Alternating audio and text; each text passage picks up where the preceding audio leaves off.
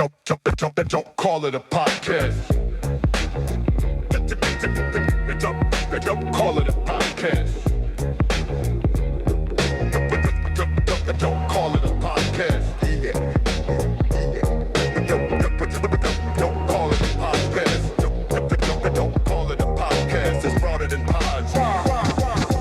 Don't call it a podcast and do movie lord. Talk about the art, meaning the cinema flames. The Philly cast is finally in between your ears. Brawlies, Aries, movies, sounds. Don't call it a podcast. Don't call it a podcast. Don't call it a podcast. It's broader than pods. Reality cast is finally in between your ears. Welcome to Filing, where we love to think and rap about our love of cinema. This is not to be confused with filling, as some have pronounced it. This is the Filing Cast. That said, we will be filling your minds with sounds and ideas inspired by things we file, or rather, things we love. I'm Sean Patrick, and I'll be joined by Brandon Mitchell. We are ideaphiles, storyphiles, and cinephiles. Our aim is to share those loves and understand their value and importance in our lives with each other and everyone who listens. Our discussion might be a broad and detailed spoiler, so if you haven't seen this episode's movie, stop this cast right now, go watch it, and then return to Filing to hear our thoughts and feelings. Please note there is some occasional static and unintended noise during this episode. It is quiet, occasional, and barely noticeable. I don't even know why I brought it up. We meandered a little bit in this episode, so we summoned the spirit of Walter Murch. Walter Murch was the editor and sound designer of Apocalypse Now, so with Mr. Murch in mind, we edited this episode quite a bit for clarity. But if you find we're still meandering and not entertaining you enough, then turn your listen into a themed reaction game. This week, every time you hear one of us say something idiotic, do 10 jumping jacks as fast as you dare. You might get an amazing high-intensity workout. This episode is part 2 of the After the Life Inspiration series, which is a collection of movie reviews intended to inspire the production of an original movie titled The After the Life the Movie. The After the Life the Movie is currently being produced and will screen at an event called The Fest 2026 on July 18th. Go to thefest2026.com for details about the event. In this episode, we discuss the movie Apocalypse Now. Apocalypse Now is an American movie that was co-written, directed, and produced by Francis Ford Coppola. The theme, or broadest meaning of Apocalypse Now, is the horror of war. The plot theme or central conflict of the movie is perhaps best described by a character in the movie, a U.S. Army general played by the actor G.D. Spradlin. He describes the central conflict as the rational versus the irrational, good versus evil, or the better angels of our nature versus the dark side. The movie was written amid the backdrop of the Vietnam War.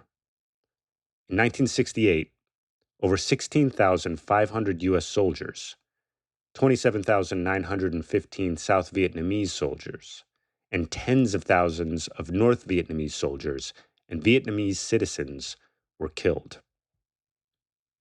In 1969, the writer John Milius completed the first draft of a screenplay titled The Psychedelic Soldier. Before the last U.S. combat troops left Vietnam in 1973, Milius changed the title to Apocalypse Now. The new title was a sarcastic spin on the hippie slogan of the time, Nirvana Now. The United States officially ended direct military involvement in Vietnam in 1975, and in 1976, the production of Apocalypse Now began. Production ended in May of 1977, and then in 1979, 10 years after the screenplay's first draft was completed, the movie Apocalypse Now was released to audiences. The movie was originally 2 hours and 33 minutes long. It was re-released in 2001 at a length of 3 hours and 17 minutes, and again in 2019 at 3 hours and 1 minute. But we're only going to talk about the first 15 minutes. We're calling this type of talk the first 15-minute exercise, And the goal of this exercise is to identify a single plot point called the inciting incident, or the first cause of action. This incident or action incites or causes all subsequent action in the story's plot. This is our first time recording this type of conversation, so like the boat in Apocalypse Now drifting through the foggy twists and turns of the fictional Noon River, we may lose our direction. Perhaps that's to be expected when contemplating the darker realms of human nature. But we mostly discuss whatever we see and hear, like or dislike, about the first 15 minutes of Apocalypse Now. So please do not flee. Enjoy episode 3. Don't call it a podcast. Call it a podcast. Don't call it a podcast. Don't call it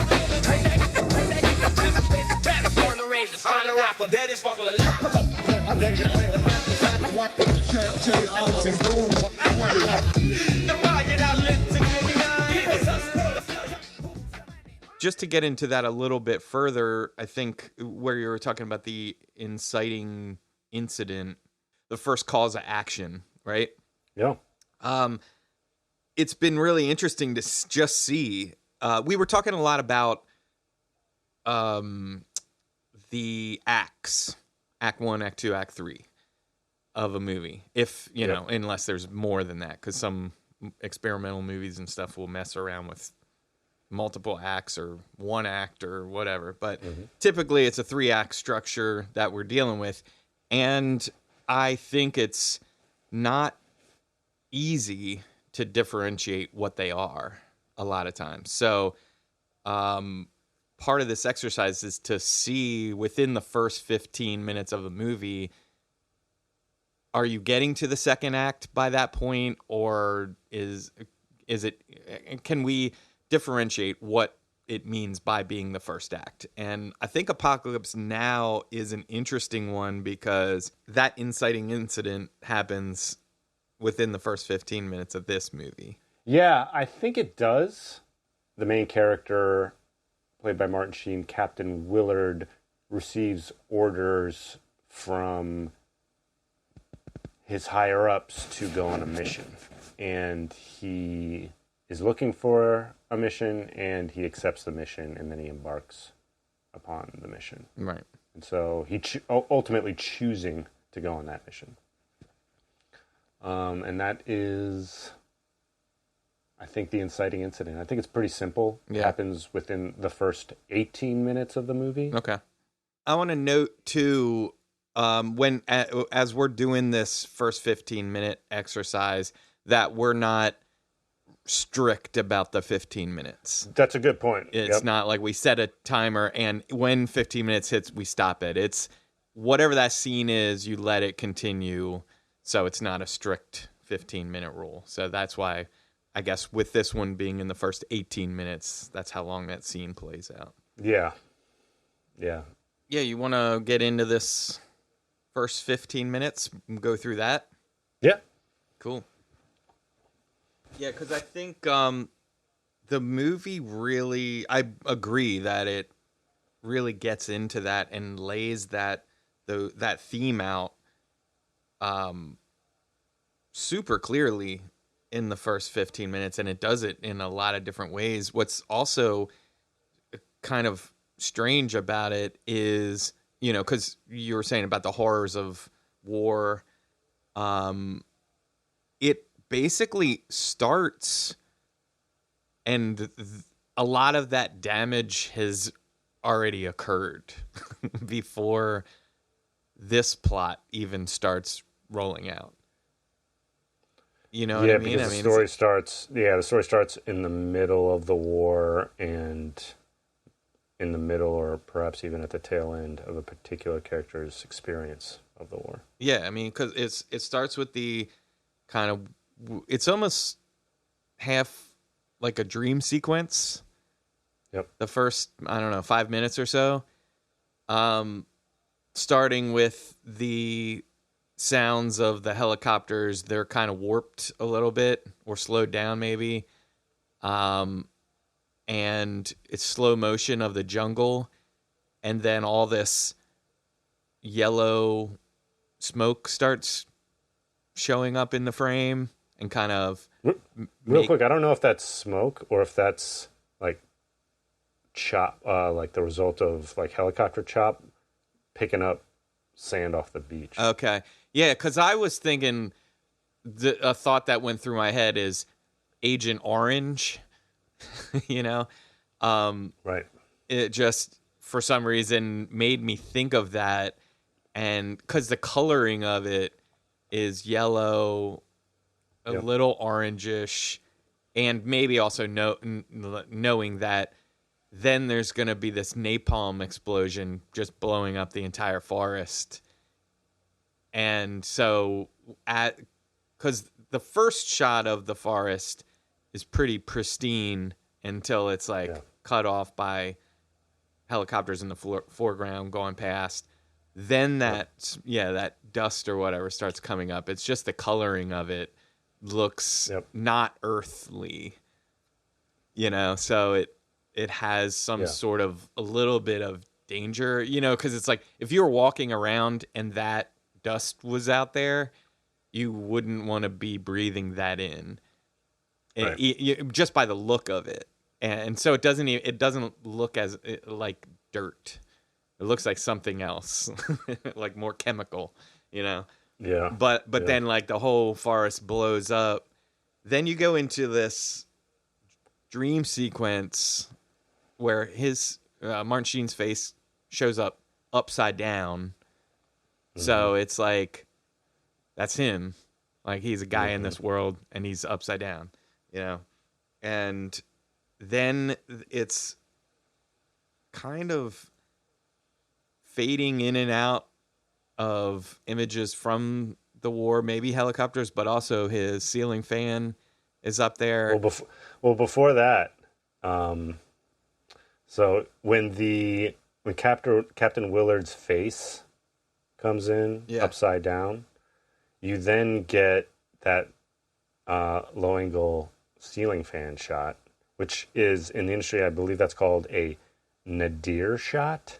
Okay. NADIR, which is a reverse overhead shot. So it's a shot from the floor with the camera pointing up toward the ceiling. Uh-huh.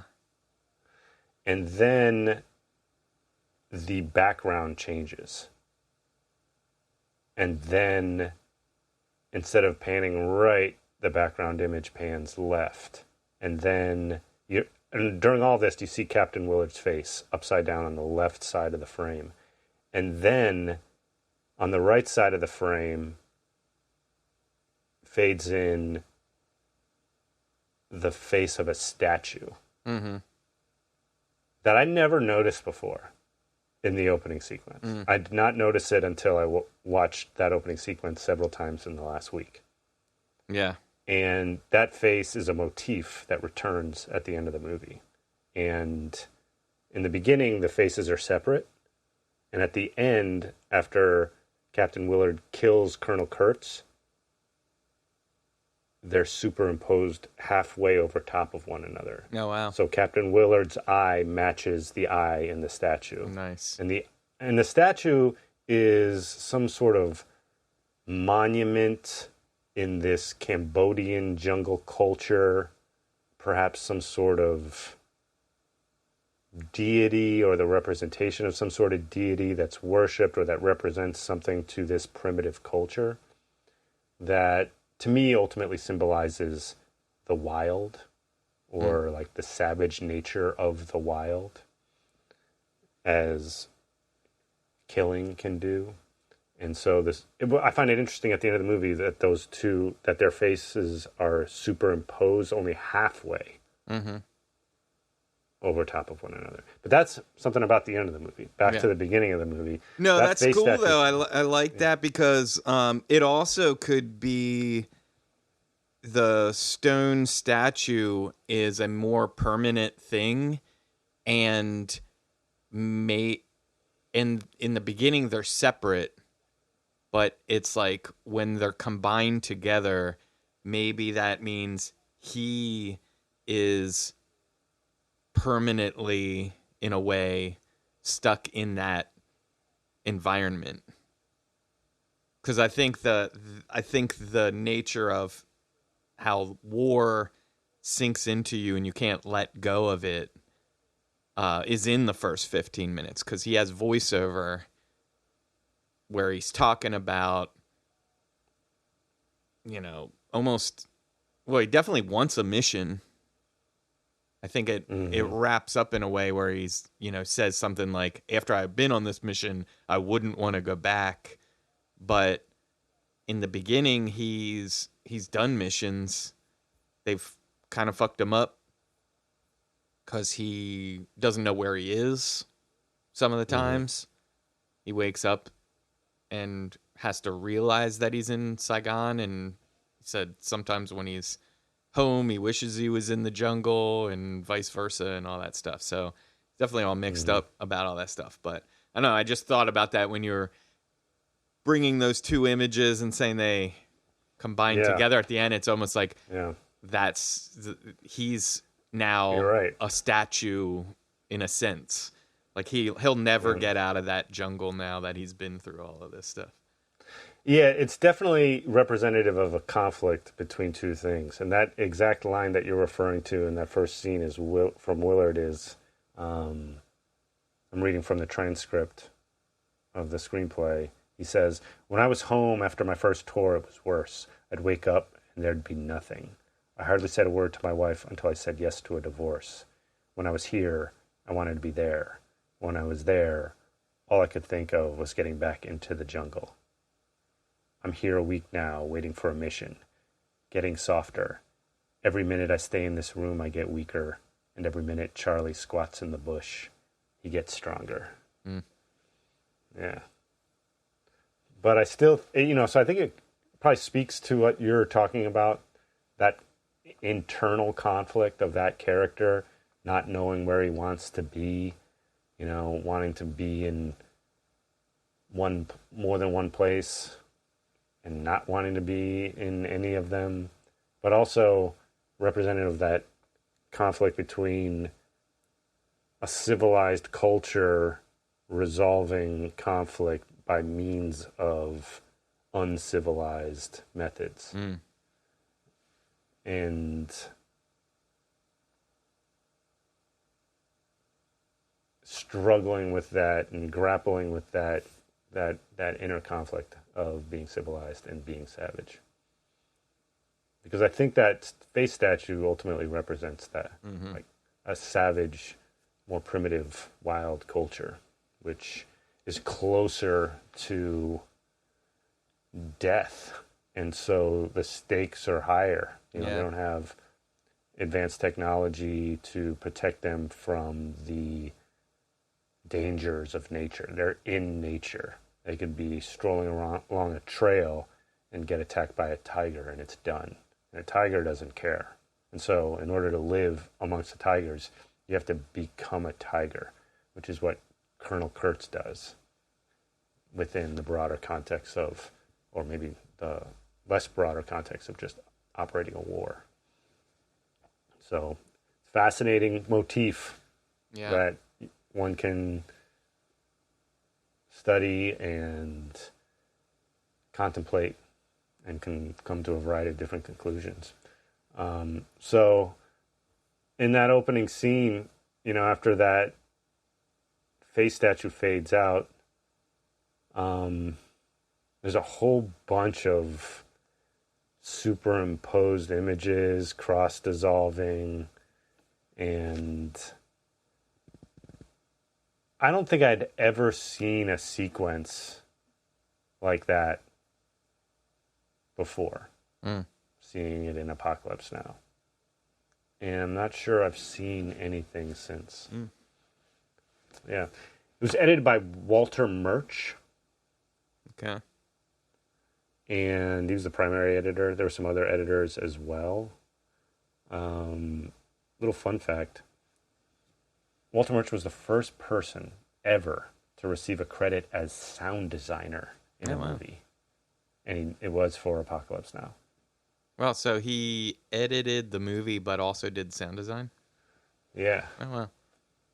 Nice. Yeah, there's an interesting there's interesting sound design in that opening sequence too. Yeah. Like at one point, I think it's during that sequence or during the line that I just read, jungle sounds fade in, and he's kind of squatting in his room, kind of like looking around and kind of teetering on the balls of his feet, looking around, and you can hear all kinds of animal noises and bird noises and perhaps lizard noises in the background while he's saying all of that. Yeah, and then he does some like naked Tai Chi stuff, which made me think about the introduction of the bad guy in Die Hard 2 does pretty much the same thing. So That's hilarious. Yeah. And Martin Sheen actually punches a mirror. yeah. They talk about the scene in the documentary Hearts of Darkness, and Martin Sheen got really, really drunk during that scene. Oh, for real? And for real, he Oh, got wow. really, really drunk in that scene, and he was having a hard time just standing on his feet, and he lost perspective. He didn't know how close he was to that mirror, and Coppola was giving him direction the whole time, and then he just punched it and then gashed up his thumb, and they wanted to stop the production. Martin Sheen made the choice to continue the scene, and so they continued it.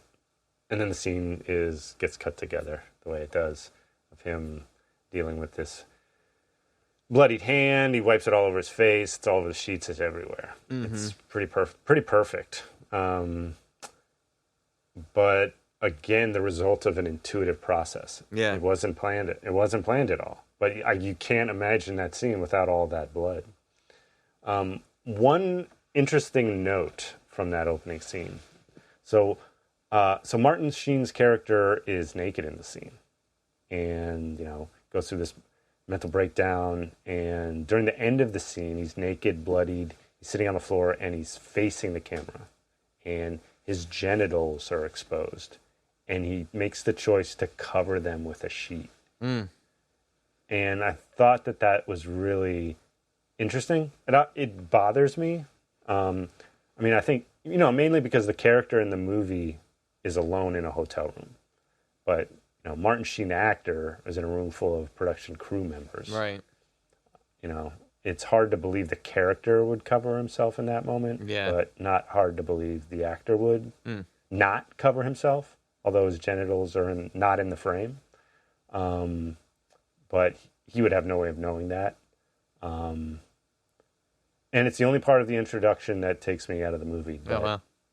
That's cool. I've never checked that out. I'll definitely look at that the next time. Yeah. It's really brief because the movie is so good. Yeah. So as soon, because it's like, that scene in Sheen's performance is so powerful, so much more powerful than that little moment.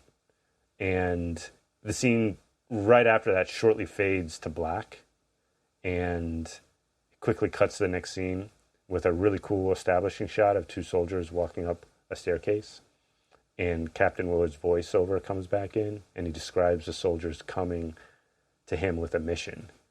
And that low, deep voice comes in, and he's like, brought it up to me like room service. So it immediately the movie immediately keeps moving and is immediately intriguing and continues to be intriguing. That it's that one little quote unquote mistake in the movie that at least brought me out of the movie. Yeah. I don't ever remember it because it's so edited so well, and everything about it, even two soldiers walking up the stairs and listening to a voiceover of Martin Sheen's character is so intriguing.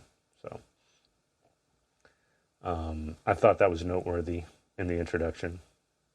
Yeah, one detail I liked during that too. There's a shot where I think it gets to it first, where there's a weird shadow of the ceiling fan that almost looks like an effect. You know, it's because it's almost like slow strobe. That it happens for a few seconds and then it fades to a way overhead shot where the shadows of the ceiling fan are going around the room, and he's sitting on the floor eating. And I kind of like that. I mean, just the effect of that was cool, but I like the detail of him eating like out of bowls on the floor where it's like it just, I think, to me has a little impact of how he's adopting to a different culture. Like he's been there so long, like he eats like, you know, like when you see in movies and stuff, people in Asian cultures eating, they sit on the floor and eat out of bowls and stuff like that. And he's eating the same way. So I don't know. It's just like a little detail that.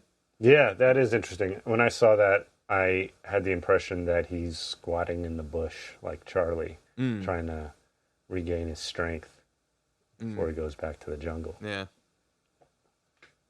And he's eating like them too, although he probably wouldn't have bowls out in the jungle. Yeah. You know. Yeah, I don't know about that. I don't know about that ceiling fan shot because I think there's only 2 ceiling fan shots, and it's not of the ceiling second fan. one It's of shadows of the fan going around. So when it's really? that Okay. overhead shot and he's on the floor, there's huge like fan blade shadows going around the room. But they like it's like in the whatever shot is before that. It has that, probably has that shot superimposed over it. And so, but all that's coming across is the fact that it's like a shadow. So it has like a little strobe effect. And then it fades into that shot of him overhead. And then you see why that strobe effect is happening. It's because these big black shadows are circling the entire room. I totally missed that. I'm gonna have to watch that whole sequence again, looking for that. Yeah, there's so much. It's like every time you watch it, there's so much. Like the last 2 times I watched it, it was very different. So you know, like so getting into the next part, because this is where I really found the differences, is especially once they get to the scene with where he's getting the mission delivered to him. But before we get there, then we have those 2 guys coming up to just bring him, and he's super hungover. And that the part about that, I think, or one of the interesting parts about that is just how he's what is he, captain or?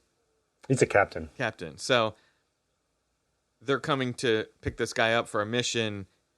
He's so hungover, they have a term for it where they say something like, "We got a dead one" or something like that, which means, I guess, oh, we're picking this guy up. He's been off duty for a week and he's trashed. There's a protocol for this because we do this all the time, and I think that's kind of interesting. Yeah. There's these guys. I like it when Captain Willard he's listening to them and they're like, Captain, we have orders from Latrang to come and get you. And he's like, okay, what are the charges? Right. Thinking he's being arrested for something. It's so perfectly revealing of his state of mind and what he thinks of himself and what he's done. Right. Yeah. Exactly. Yeah. Yeah, but no, that doesn't matter. We just got another job for you to do. You know, it's very well written. Oh yeah. Yeah. And so then the next scene, he goes into a trailer. There's a colonel. There's a colonel. There's a general. and then there's this other guy. Yeah. There's some sort of civilian, perhaps with, you don't know. Is he with Right. Department of Defense? That's Is what he I with wrote down. I was like, CIA? who are these three guys? Right. Which, like, yeah, the colonel, you get that. Or, I mean, like, what is it? The general? Mm-hmm. You get that. Then the colonel, who gives me some questions, just because it's Harrison Ford, presumably around the same age as Martin Sheen, if not younger. I don't know. Yeah. But so that's interesting to me. Just, I don't know, for some reason. But then, then there's this third guy who is not in uniform, he has a tie on, but it's not tied. And he seems like he's important. But I'm like, who is this guy? Because he doesn't say anything. Ultimately, no, he says the main thing. Yeah. Yeah. At the end of the scene. Yeah.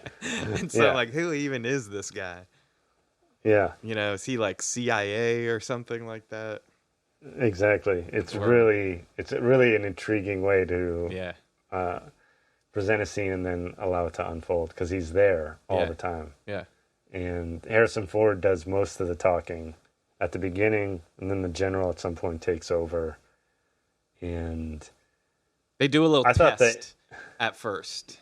They do a little test on him to see if he will reveal anything about what he's done. Any information about past missions. And it seems like he knows the deal. Maybe they get trained, because if they get captured, certainly they have to keep all that shit. So it's sort of like a little test. It should be easy, but you still have to do it, And so he passes that test. He says, I don't know what you're talking about, and if I did, I wouldn't say anything. And so then they go, okay, let's sit down to eat then. Sir, I am unaware of any such activity or operation, nor would I be disposed to discuss an operation if it did in fact exist. Right. It's so specific, it's like scripted for sure. Yeah. But they they have to make sure he has the state of mind that he can remember the script, and then once he does, he's like, okay, we got a bunch of food here. Let's sit down and eat this and try to break the tension a little bit. The general is so funny because he just comes in. He's like, let's have a bit of lunch. I thought that would be nice. Yeah, and then he has this. He does the courtesy of, we're gonna pass this around, but just to save time, why don't we pass it both ways? Is that cool? So it's like so courteous. but also, And then he's joking. He's like, if you eat these shrimp, you won't have to do anything else to prove your courage to me. Yeah.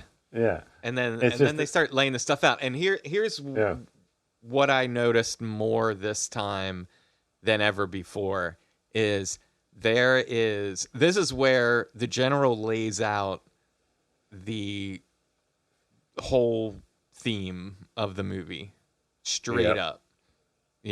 Saying when he's talking about Kurtz, and I don't know if you have the script or whatever, but he's I'm looking right at it. He's laying all this stuff out about him being insane or something like that, and trying to get this buy-in. But it's the way it's written. I should have written all this down, but the way it's written, it's really like laying it out that there's a conflict.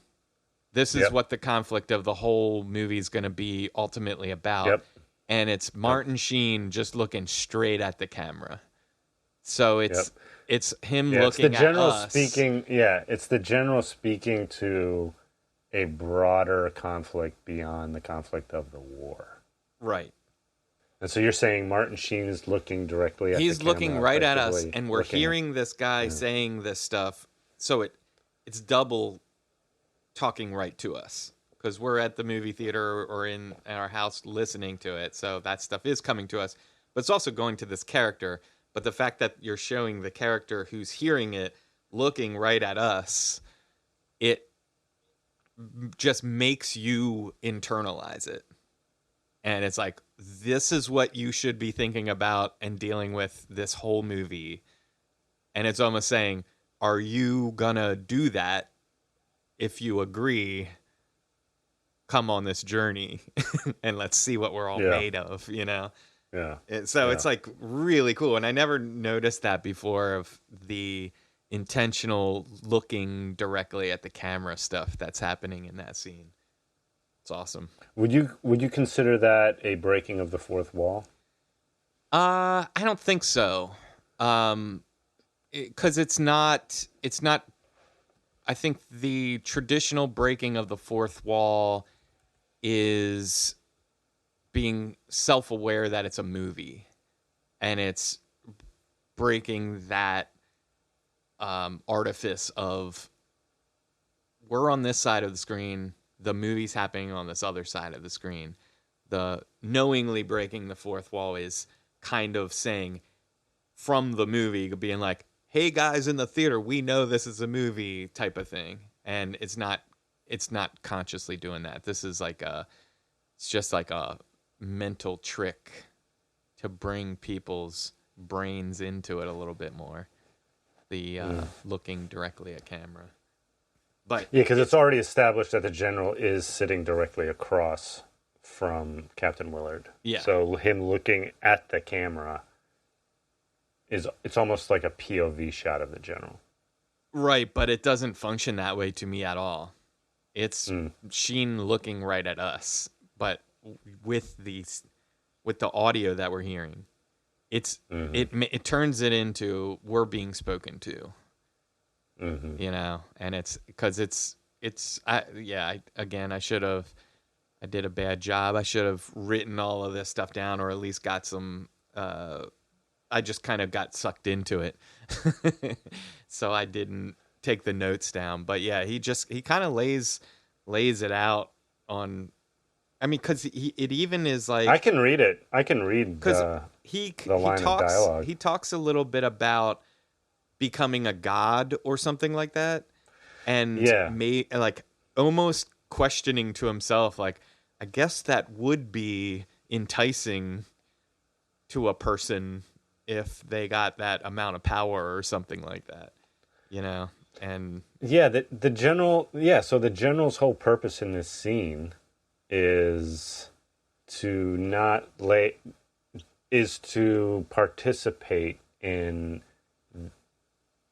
introducing the orders to Captain Willard, but he doesn't provide the context of the orders. Context of the orders is provided by the colonel, like the subordinate. The general participates in the introduction of the orders by providing moral context and like philosophical context, right, for that scene, and then what you're saying, ultimately the whole movie. You know, he says, well, you see, Willard, in this war, things get confused out there. Power, ideals, the old military, and practical military necessity. But out there with these natives, it must be a temptation to be God, because the rational and the irrational, between good and evil, and good does not always triumph. Sometimes the dark side overcomes what Lincoln called the better angels of our nature. Every man has got a breaking point. You have and I have them.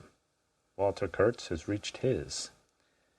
And very obviously, he has gone insane. So that kind of speaks to that conflict that gets touched on in the dream sequence introduction, the very first scene. Yeah. Where Martin Sheen is conflicted about being here or there, you know, being in the bush getting stronger or being here and getting weaker. You know, there's a conflict within him to be there, to be stronger, to directly grapple with what the general is talking about, you know, for whatever reason. I'm not sure it's really clearly identified why Captain Willard wants these types of missions. just presented as he wants them and he's struggling. You know, the angels of his better nature are struggling, just as the angels of Colonel Kurtz's better nature is gone. Yeah, it's a great delivery, and it's a great context set of the moral conflict and the moral choice that Captain Willard has to make. You know, is he going to be like Colonel Kurtz? Is he going to go in that direction and lose the better angels of his own nature? Or is he going to prevent that? It's almost presented as if you kill this guy, that's a good thing because he's completely insane and evil and has no redeeming value. So we have to eliminate him. If you do that, that's a good thing. That means that you are preventing that because ultimately you don't want to be that, but you have to murder him in order to do that. Yeah, so it he teases wants some missions. He wants religiously missions. moral. I'm trying to go back to you were mentioning about how it's not really clear why he wants these missions and stuff like that. But I think he wants missions, but this one is different because this is He does killing say one of yeah. their own, basically.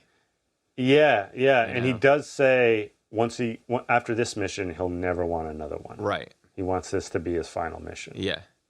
It's a be careful what you wish for type of thing in that in the beginning sense.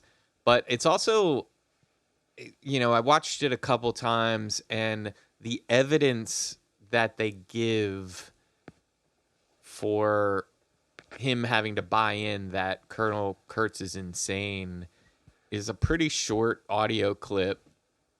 And it's, you know, it's like, if that was me, I don't know if I would buy in to obviously he's insane if he's just going, I had this dream about the snail going on a razor. That's my dream. That's my nightmare. And then you go, check that out. We got to kill this dude. I mean, I know they got intel that he wants to kill. Like, well, he went rogue. He went rogue and right. he killed some, what I think they describe as South Vietnamese army officers who he thought were working with the North Vietnamese. And so he, on his own, made the decision to have them killed. Right. And without order. So he's operating entirely on his own without any, you know, whatever they say, guidance. Oh yeah. I mean, I'm sure it's legit. I'm just saying. And it's a long movie, so you got to get that buy-in quick, so we can get out there. It is a bizarre thing to contemplate. Yeah, a snail crawling on the edge of a straight razor. Yeah, and he describes it as crawling, slithering along the edge of a straight razor and surviving. Yeah, and you know, and that's kind of like they kind of all the information they lay out about Colonel Kurtz. It's like it is like on the edge of right and wrong, you know, and they're ultimately making the choice that like he stepped over the edge. Mm-hmm. And it's like, if you step over the edge, you risk survival. But this is weird because it's a snail on the edge, slithering straight on the edge. It should just, the edge should just slice the snail in half. Mm-hmm. But for whatever reason, it survives. So the snail is on either side. Right. And you could possibly make the argument that Colonel Kurtz is on either side. You know, he's been employed by the United States government to conduct war, and he's just not participating in the way he was ordered to participate. He's making his own decisions outside of the hierarchy of decision makers and control. So I think that's a theme in a lot of Coppola's movies. It's there in The Godfather, for sure. Mm-hmm. You know, when Michael Corleone ultimately justifies participating in his father's business to Kay, his love interest, he explains to her that his father is no different from any other powerful man who has responsibilities to others. You know, ergo, according to Michael Corleone, it's okay to put a gun to somebody's head and demand that they sign the contract by assuring them either your signature or your brains will be on this contract, you know, in an effort to get a deal done. So it's definitely it's definitely a conflict that Coppola grapples with in a lot of his movies. Mm-hmm. And the interesting thing about Apocalypse Now is it's so subtle, everything. Everything is so subtle. It doesn't really beat you over the head. It seems like even the general is struggling to articulate it. Yeah. You know, because the general looks like totally... he's actively contemplating if what he's saying is true or something like that. Like, he seems like he's wrestling with what he's talking about while he's talking. So, it's... Yeah, and part of that context of his grapple, he's grappling with the old morality. Mm-hmm. It must be a temptation to be God. The old morality is religious morality. It's also a current morality because it's employed by billions of people, even in the 70s, even during the Vietnam War. In that traditional morality, at least the Catholic tradition, rooted in the Old Testament, we have the Ten Commandments.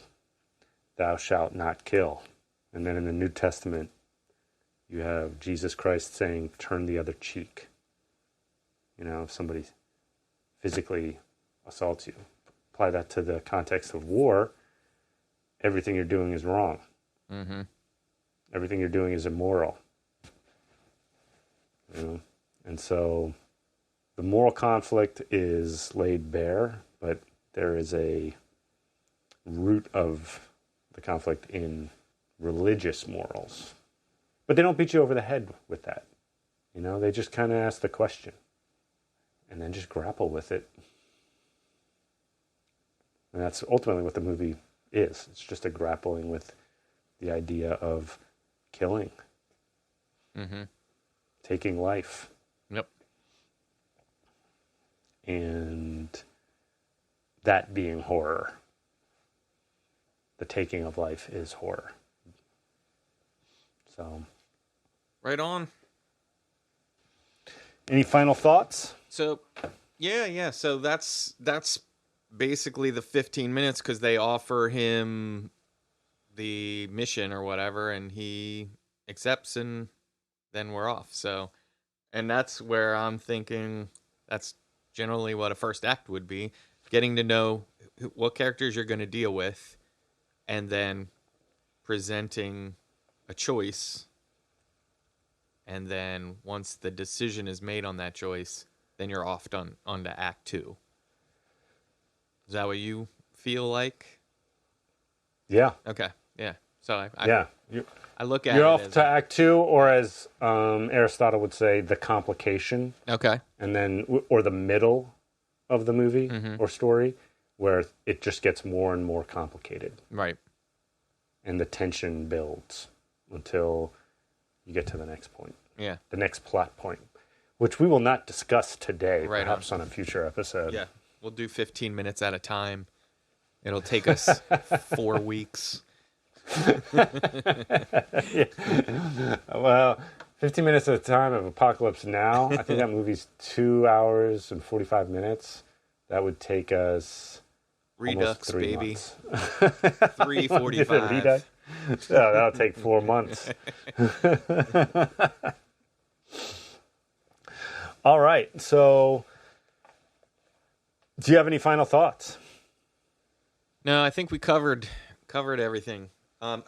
This is dumb to bring this up. I think I always have like some random other thought to just throw in at the very end to just blow up the transitions. Yeah. But one other thing I took note of in that scene is when Harrison Ford, I think, lays out about taking out Colonel Kurtz.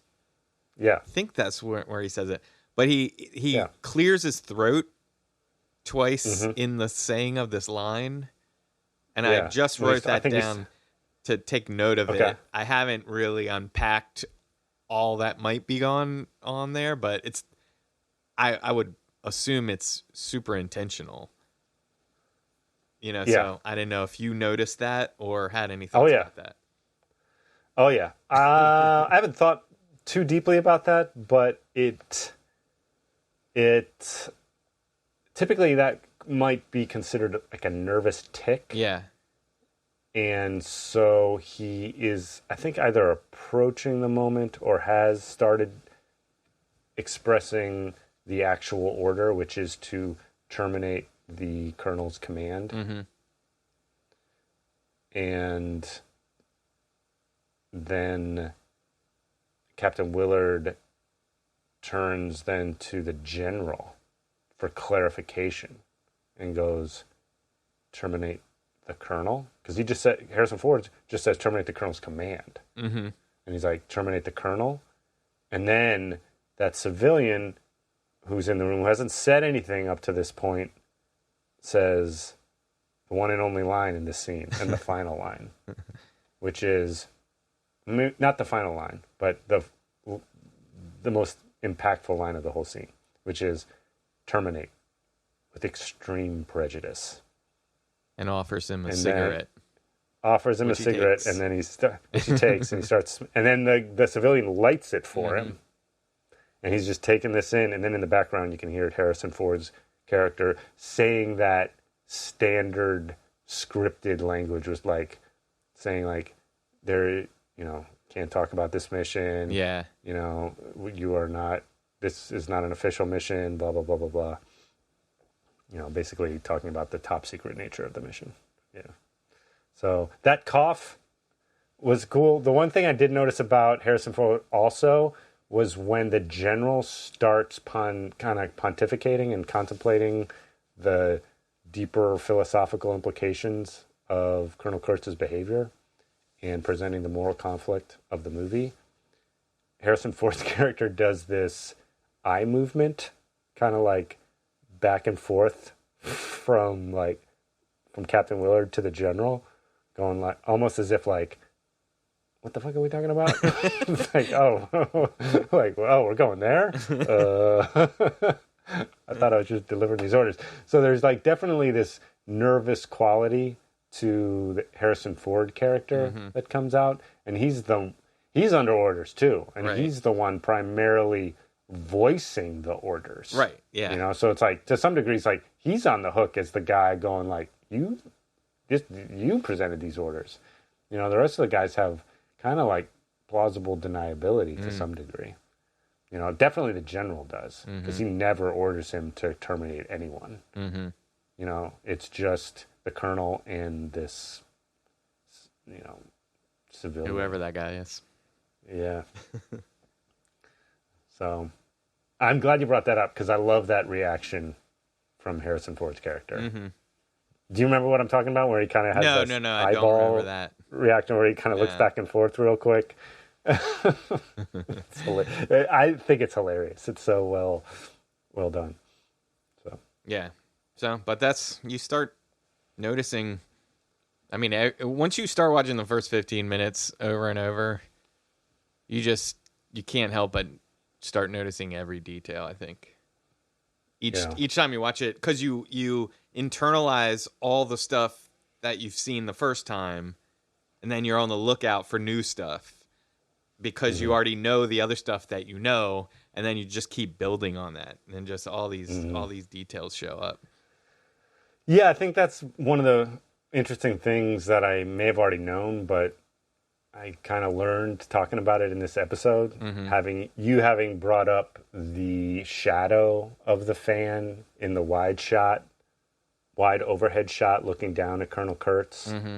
I don't recall seeing that. So, again, the first 7.5 minutes of the movie is so busy with so many layers of superimposed images. It's easy to miss something. There's also voiceover and the epic musical track, the end from The Doors is playing, and there's sound design coming in. There's a lot going on, so it's easy to miss things. So I gotta say too that just when I thought, go ahead. Oh, just the superimpositions and all of that stuff really hits hard for me because the time period that this was made, all of those ideas have to be so meticulously thought out ahead of time. Yeah. And the way that they would achieve them through like doubling film strips on top of each other and then reshooting that, or however they would do that stuff back in the day. It's so amazing to me, where now you can just shoot a bunch of stuff and put it in the computer and just like put it together, change opacities, and just look at it and move shit around and all this stuff. It's like, it's the craft of coming up with those ideas back in those days is so different to me than seeing it done nowadays. And that's maybe why you don't see it that much anymore. I think a lot of those principles still hold. There are still things that you have to do in order to pull off a superimposed sequence like that. Yeah. And I discovered that making my first short film in film school, because I had a similar we made that movie. We had a similar introduction to that movie, but I shot and edited that movie. And what I learned was you need to be very particular about what is in the shot, because certain shots will have varying degrees of detail and texture, and those are and if there's something that you want to stand out, it really has to be superimposed against a background that does not have a lot of detail. Mm-hmm. And so one thing that I noticed after breaking down the shot list of the introduction is that close-up, upside-down overhead shot of Martin Sheen's face.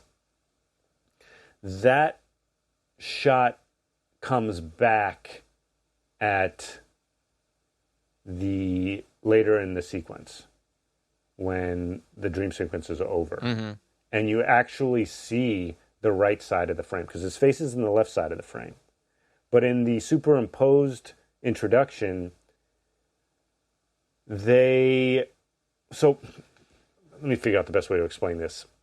So without all the superimposed images, and you just have the overshot of his face, that's on the left side of the screen. On the right side is a shadow of his face. And you can see the light on the right side of the image that makes up the contours of his face. But they use that exact same shot in the superimposed section.